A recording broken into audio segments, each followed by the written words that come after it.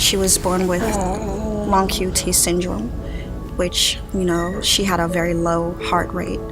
So they had been talking about the pacemaker from the very beginning.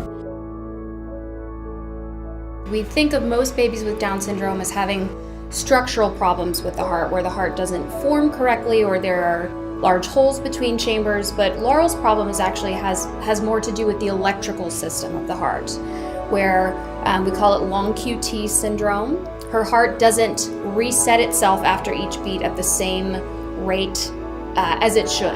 Her long QT syndrome actually progressed to something that we call complete heart block, which means that the top chambers of the heart, where the electricity starts, don't talk to the bottom chambers of the heart. So the top chambers beat at their own rate and the bottom chambers beat at their own rate, which happens to be very, very slow. Anytime that you or I walk around or have to climb stairs, our heart rate goes up to accommodate for the extra need for blood flow and blood pressure to the rest of the body. And Laurel's heart wasn't able to do that before we put the pacemaker in. I had a lot of people, who believed in Laurel and believed that she would be fine. So as far as my support group goes, I was able to make it through the whole situation. She received her pacemaker at approximately 6 months of age.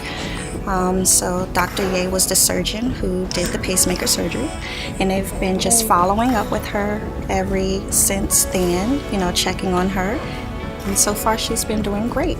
My sister sees doctors here, so it's always been our number one place to come for care. So it wasn't any guessing when it came to Laurel where she would be treated. She's been getting excellent care, yes.